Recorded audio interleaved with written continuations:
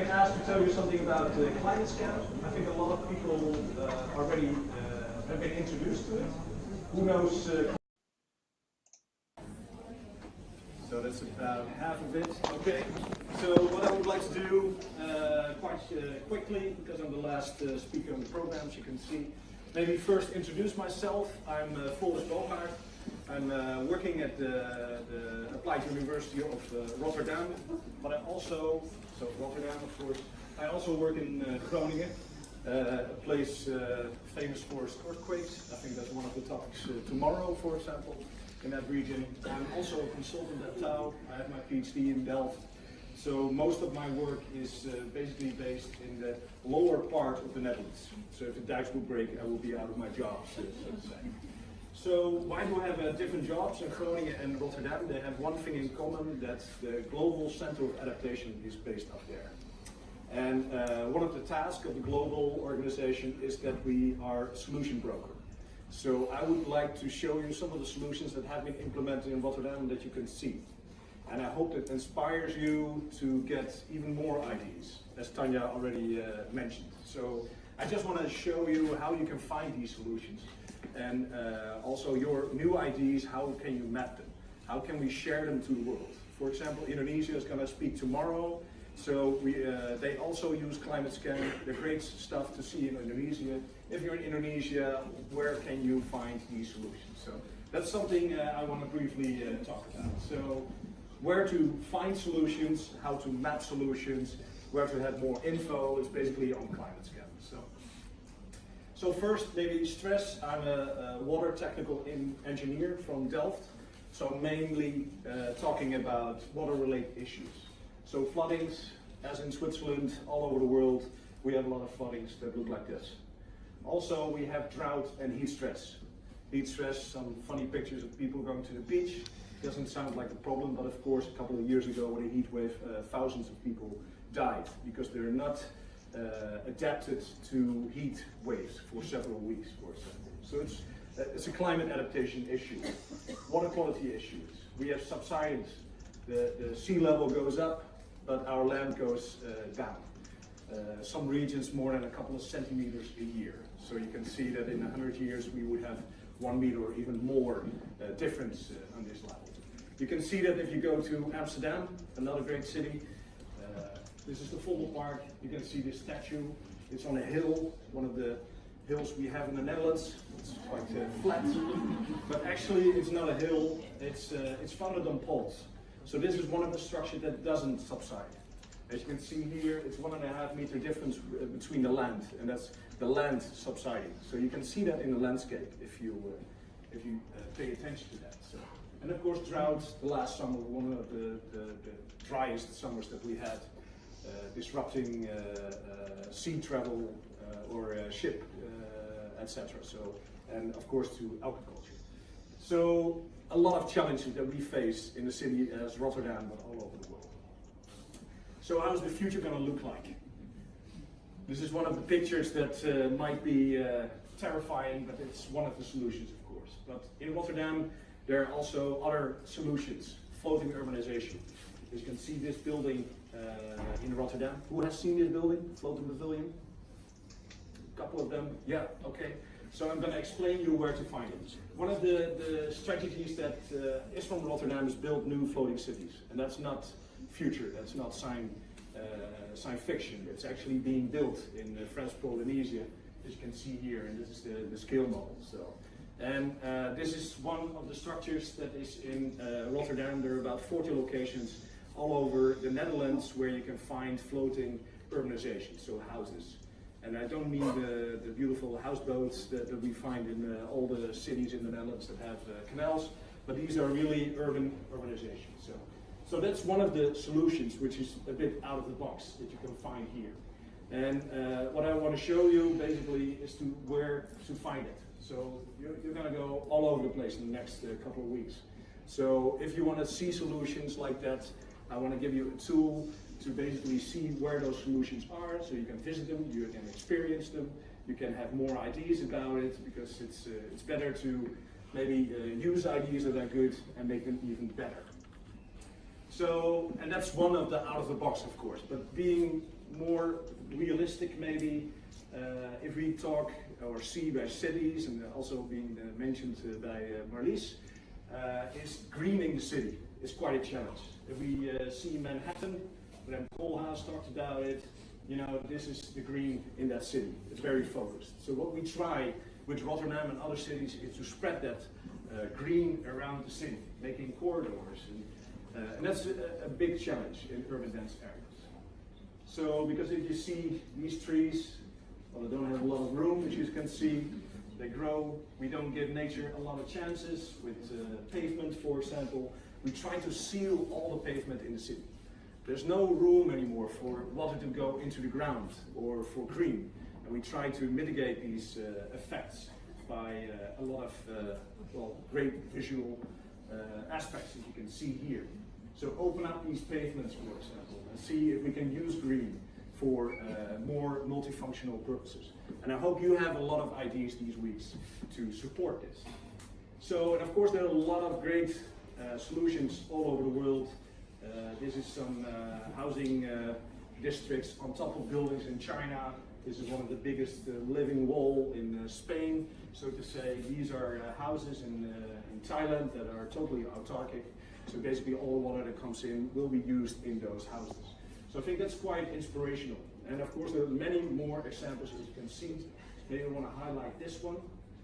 This is in Dresden. Has anybody seen that part? Yeah? Okay.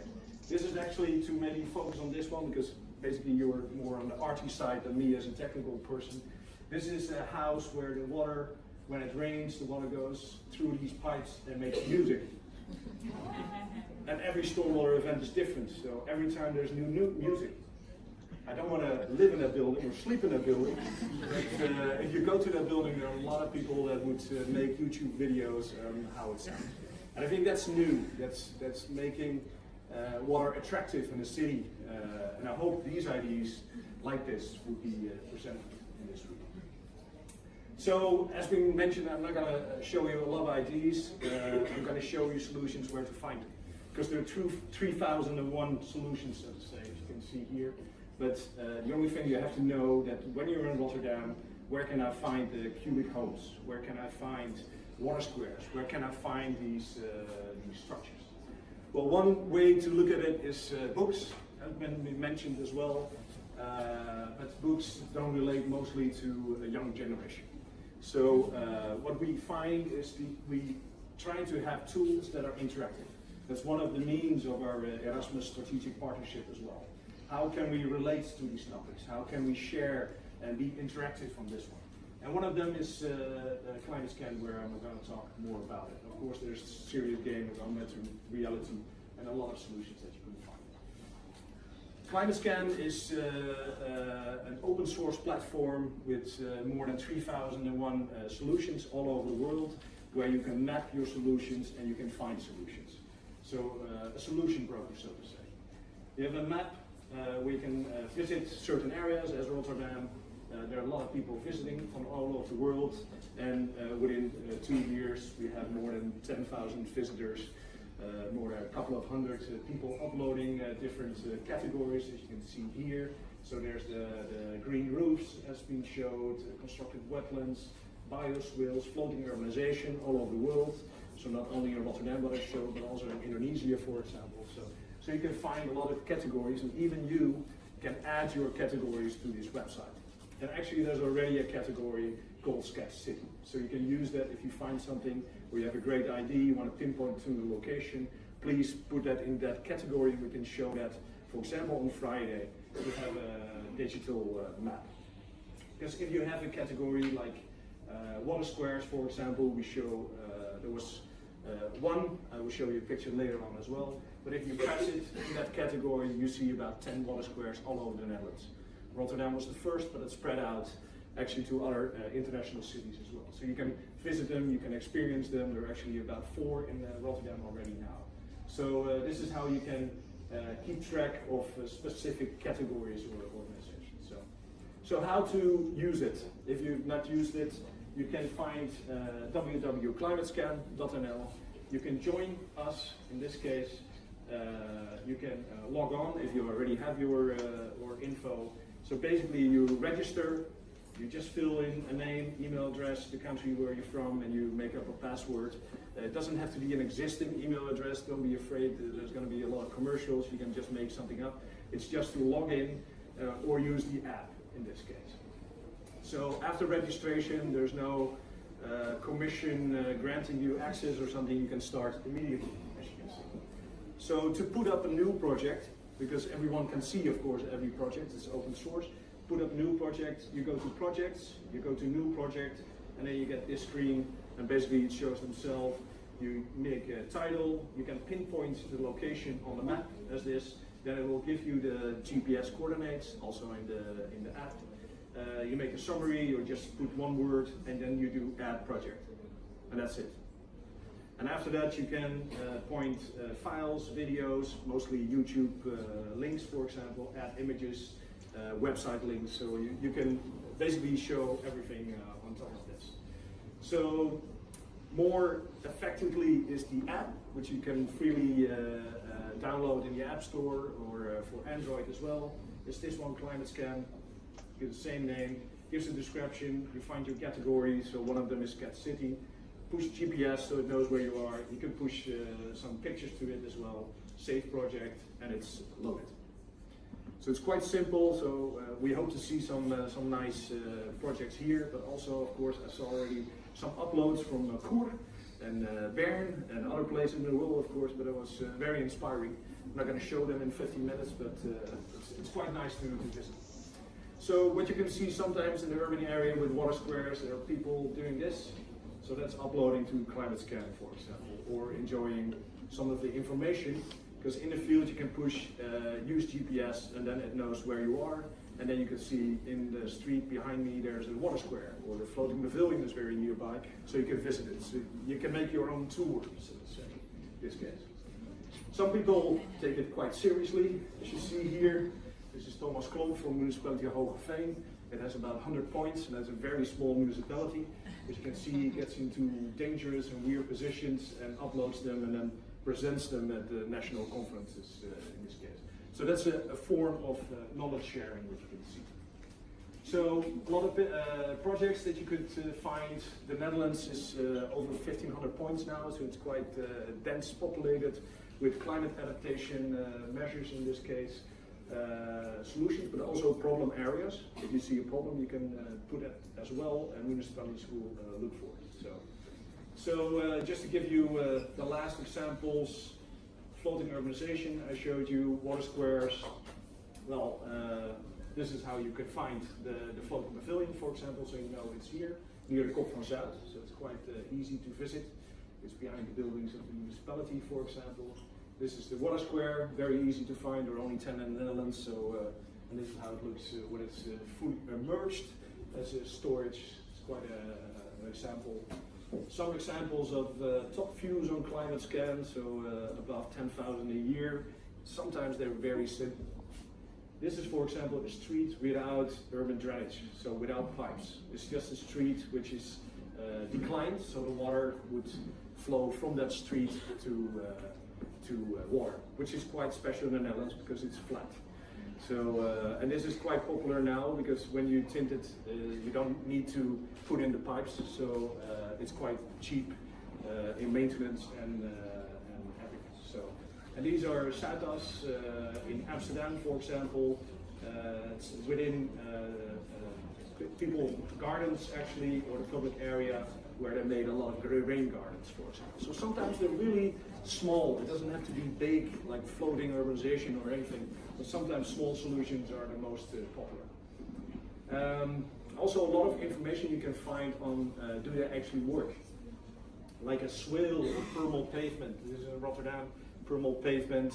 You know, it's induced water infiltration in the urban area, dense urban area, as you can see here as well. But of course, these systems clog because of atmospheric deposition, for example. So they infiltrate less.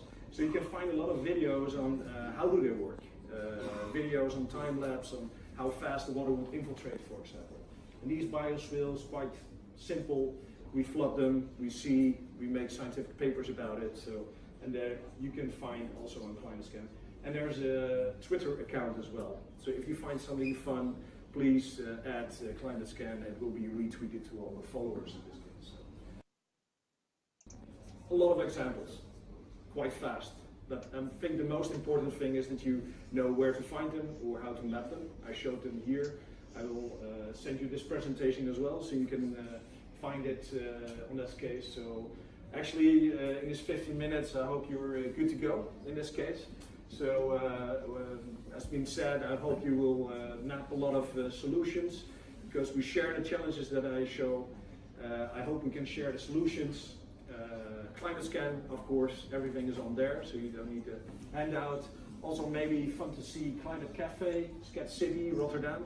It's a website where most of these challenges that we do with young professionals as you can be found there, but also in Indonesia, but also in the Philippines. So if you're interested, come to me or Rick or Tanya, and we can talk about some other challenges if you liked this week. So that's it for now. Thanks a lot for your attention, and I think we go to some. You want to clap?